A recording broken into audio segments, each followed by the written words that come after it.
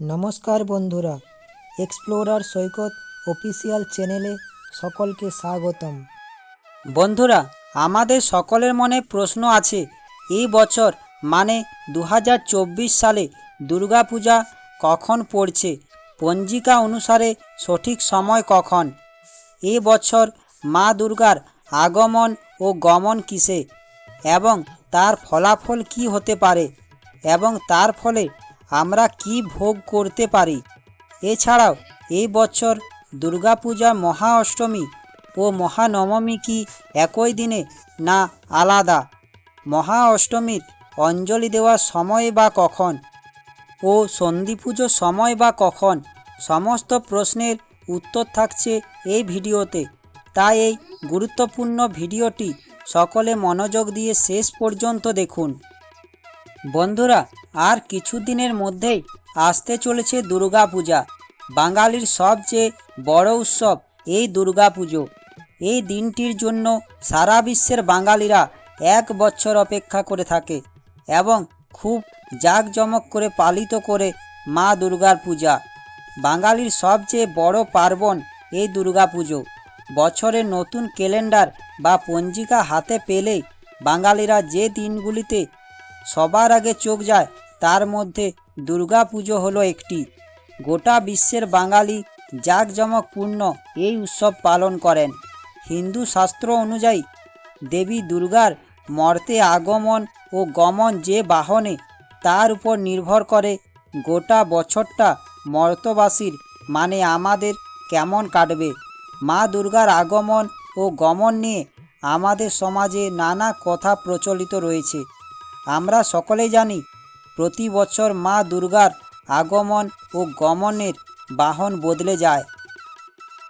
বন্ধুরা, হিন্দু শাস্ত্র অনুযায়ী সপ্তমী রবিবার বা সোমবার হলে মা দুর্গার আগমনের বাহন হবে গজ বা হাতি এবং সপ্তমী শনিবার বা মঙ্গলবার হলে মা দুর্গার আগমনের বাহন হবে ঘোটক বা ঘোড়া এবং সপ্তমী বৃহস্পতিবার বা শুক্রবার হলে মা দুর্গার আগমনের বাহন হবে দোলা বা পালকি এবং সপ্তমী বুধবার হলে মা দুর্গার আগমনের বাহন হবে নৌকা এবং মা দুর্গার দশমী যদি রবিবার বা সোমবার হয় তাহলে মা দুর্গার গমনের বাহন হবে গজতে বা হাতিতে এবং দশমী যদি শনিবার বা মঙ্গলবার হয় তাহলে মা দুর্গা গমনের বাহন হবে ঘোড়া বা ঘোটকে এবং দশমী যদি বৃহস্পতিবার বা শুক্রবার হয় তবে মা দুর্গার গমনের বাহন হবে দোলা বা পালকিতে এবং দশমী বুধবার হলে মা দুর্গার গমনের বাহন হবে নৌকা। এই সব বাহনের মাধ্যমে মা দুর্গা মর্তে আগমন করেন এবং কৈলাসে গমন করেন। বন্ধুরা, এবার বলবো এ বছর মা দুর্গার আগমনের বাহন ও গমনের বাহন কি।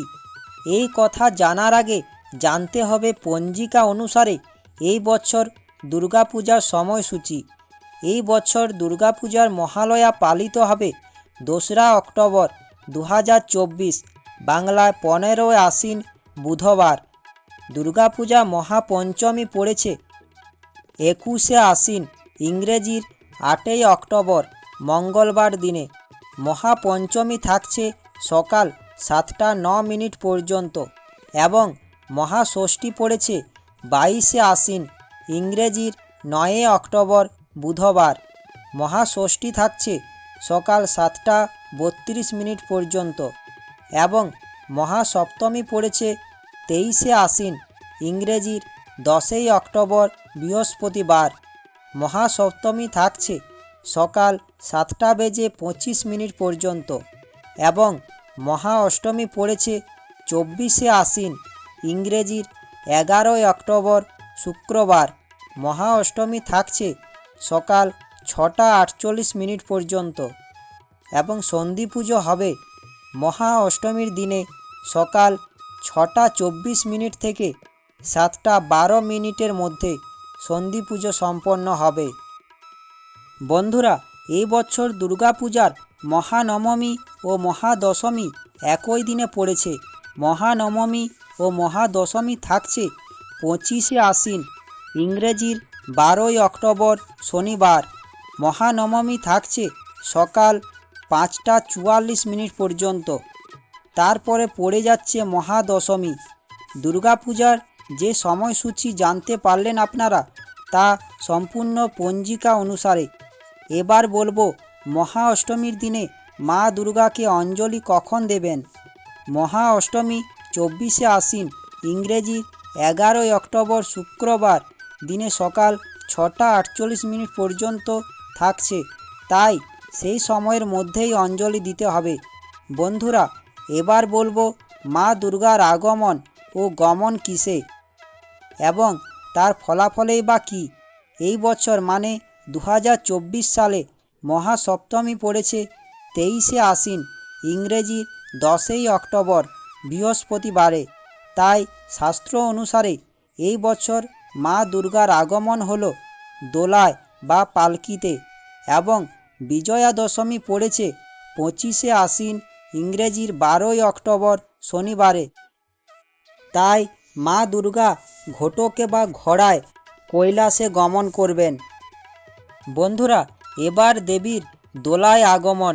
এর ফলে দোলায়াং মকরং ভবেৎ, অর্থাৎ বিভিন্ন রকম অশান্তি, বিশৃঙ্খলা, অশুভ আশঙ্কা থাকছে।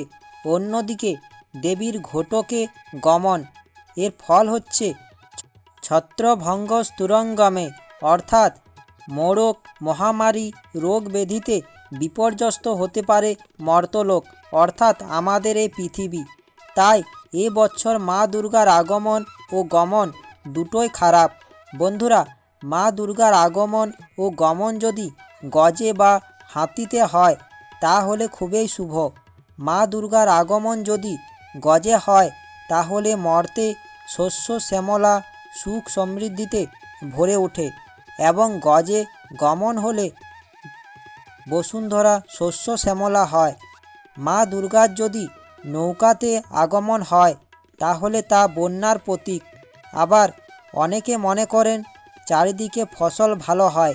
এবং মা দুর্গার আগমন যদি ঘটকে বা ঘোড়াতে হয় তাহলে ঘটক বা ঘোড়ার আগমনের অর্থ হলো সামাজিক ও রাজনৈতিক পরিস্থিতির এলোমেলো অবস্থা, যুদ্ধ, বিগ্রহ, অশান্তি, বিপ্লব ইত্যাদির সংকেত দেয়।